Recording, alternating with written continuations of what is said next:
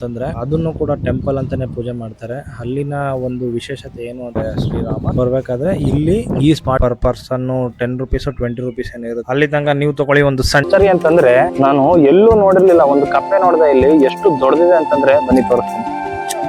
ಕೆಳಗಡೆ ಅಲ್ಲ, ಇಲ್ಲಿ ನೋಡಿ ಸ್ನೇಹಿತರೆ, ಎಷ್ಟಪ್ಪ ಇದೆ ಕಪ್ಪೆ. ಫ್ರೆಶ್ ಏಡಿಕಾಯಿ ಇದೆ, ನೋಡ್ತಾ ಇದೀರಾ? ನೀರು ಹೆಂಗೆ ತುಂಬಿ ಸುರಿತಾನೆ ಇರುತ್ತೆ ನೋಡಿ. ಒಂದು ಗಾಡಿ ಎತ್ತಿದೆ. ಈಗ ಮನೆ ಕಡೆ ಹೊರಟಿದೀನಿ. ಆನ್ ದ ವೇ ನಮ್ಗೆ ಶ್ರೀ ಸಿದ್ಧಗಂಗಾ ಶಿವಕುಮಾರ ಸ್ವಾಮೀಜಿ ಮಠ ಒಂದು ಸಿಗುತ್ತೆ. ಹೋಗಿ ಅಲ್ಲಿ ವಿಸಿಟ್ ಹಾಕಿ ಹಂಗೆ ಮನೆ ಕಡೆ ಹೋಯ್ತಾ ಇರೋದು. ತುಂಬಾ ಚೆನ್ನಾಗಿ ಮೇಂಟೈನ್ ಮಾಡಿದ್ದಾರೆ ಒಳಗಡೆ. ಅಂತಂದ್ರೆ ಒಂದ್ 2-3 ಜನ ಇದಾರೆ ಅಷ್ಟೇ ಇಲ್ಲಿ ಫಾರೆಸ್ಟ್ ಆಫೀಸರ್ಸ್. ಒಬ್ರು ಆ ಜಿಂಕೆಗಳನ್ನೆಲ್ಲ ಸ್ವಲ್ಪ ಊಟ ಗಿಟ ಹಾಕೊಂಡು ನೋಡ್ಕೊಂತ ಇದಾರೆ.